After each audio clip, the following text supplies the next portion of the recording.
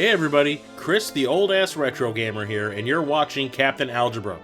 Remember Kenna, suckers.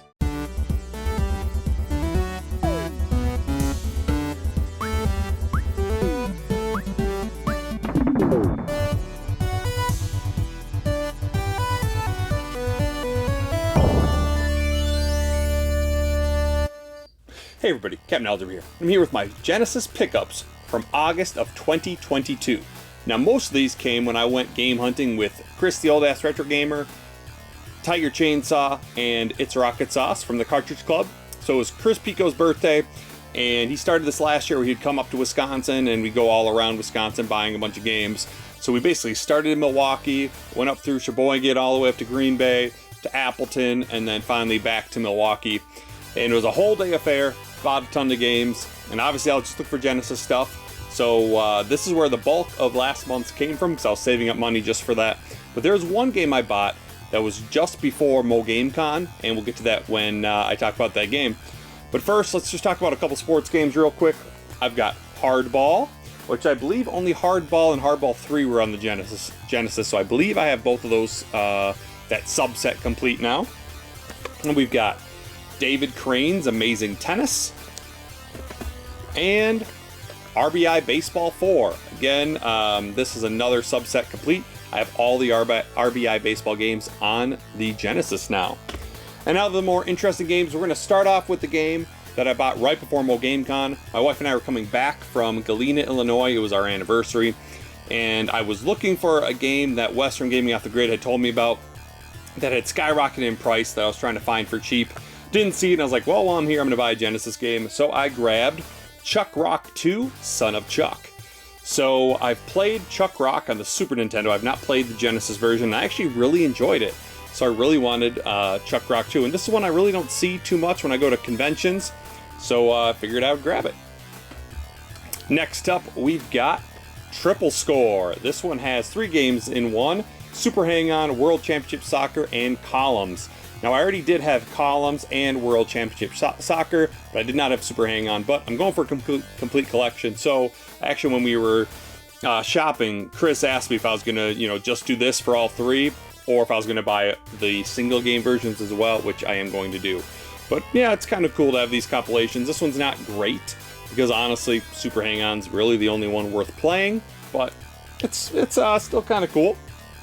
Next, we've got Wheel of Fortune. So I've got all the Jeopardy games. Now I need to Wheel of Fortune. It's funny, I was buying this at Game Trade in Green Bay, and the guy was talking to me about Vanna White on. I mean, Vanna White looks pretty good on the cover there. So yeah, supposedly she looks better in the Genesis version than the Super Nintendo. Supposedly things about her are a little bit bigger, if you know what I mean. I don't know, but yeah, I like Wheel of Fortune, and not just because of Vanna White. Then we got another game show. We've got Family Feud. I used to love watching this show. So before my grandma passed a couple years ago, she, whenever we visited her, she always had Game Show Network on. Was always watching game shows. So I always enjoyed watching Family Feud with her. It's really tough to play that game, like trying to put your mindset back in the 90s, because when it asks questions, like I'm thinking more, the 2020 brain, and it's like, it's tough, but still a fun game. Next, I grabbed NBA Hang Time, which I've never actually played before. I'd only ever played NBA Jam. I never played Hang Time. But, it's just like NBA Jam. So it's a lot of fun. What's really cool about this is each team has 5 people to the roster, so you can actually choose who you want to be, not just the only 2 like in NBA Jam. And I believe, if I remember correctly, when I was playing this, testing it out, I think you could change at halftime or at quarters, like who's playing. That's pretty cool. Next up, Crew Ball. So this one I've wanted for a really long time. I'm not great at video pinball. I'm not good at any pinball, but this one, with Motley Crue music and stuff, this one always seemed really cool. I mean, the Genesis is perfect for that type of music. Then I grabbed Road Blaster. So I actually got this for a fantastic price. It was like $20 under what it goes for. But what I didn't realize when I first grabbed it is the artwork was fake. So we went to Freak Toys in Sheboygan, Wisconsin, And sometimes you got to be careful. They will print off their own artwork if they don't have the artwork for it. And so you got to be careful with that. And I didn't realize that until afterwards. But it was no big deal because I went on eBay and found a legit copy for $5. And now it looks good.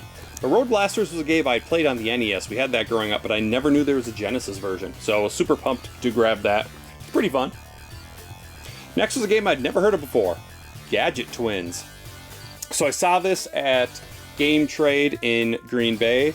I was like, that is a game I've never heard of before. I think I looked up. It was supposed to be kind of like, I thought a platformer, but it's super interesting. Basically, you're this gadget, or you're this like, you're a plane or a submarine or something. And basically, as you go through levels, you can get different gadgets. And then you can choose what arm it goes for. So you can like change if you're going up, right, down, or left. And you can get like a glove for punching. I don't know what other gadgets you can get, but it's super interesting. I didn't make it through the first level though, but it definitely takes some getting used to of like changing which way you're using your gadget. But it is nice that you can switch on the fly. You don't have to just be, if you get a gadget attaches and you have to use it in that direction the whole time, you can switch it. But from what I've noticed, it looks like you just have to go in a clockwise pattern. So if I have it up and I want it to go down because there's an enemy coming, I have to go through right first before it goes down. But it's still super interesting. And the game I was most glad to get, The Immortal. So this is a game I've always wanted ever since I saw Nefarious West do a video on it.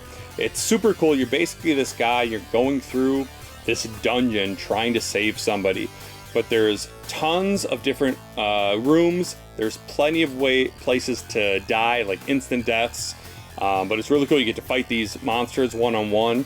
And you're going to have to like duck and move out of the way and swing at the right time. But it's super, super cool. It's on the NES as well, but obviously I want it on the Genesis. But yeah, it's interesting. This is one of the EA games that actually had a thin box, you know, because there was uproar over how large their other boxes were. And so when I first saw this, I was like, no, this is a fake box. But then Chris Pico told me that, no, this is how this one came. So there you go. Those were all my pickups from August of 2022. Like I said, most of it was when we were going game hunting for Chris Pico's birthday. All but one of those was from that. So that puts me at 392 Genesis games. That's right. We're super close to 400. So I'm hoping this month I can go to some game stores around me, get to 400. That'd be pretty sweet. And yeah, that would mean only about 300 more to go. So still a long journey, but looking forward to it. So thanks for watching, everybody. Till next time, this is Captain Algebra, signing off.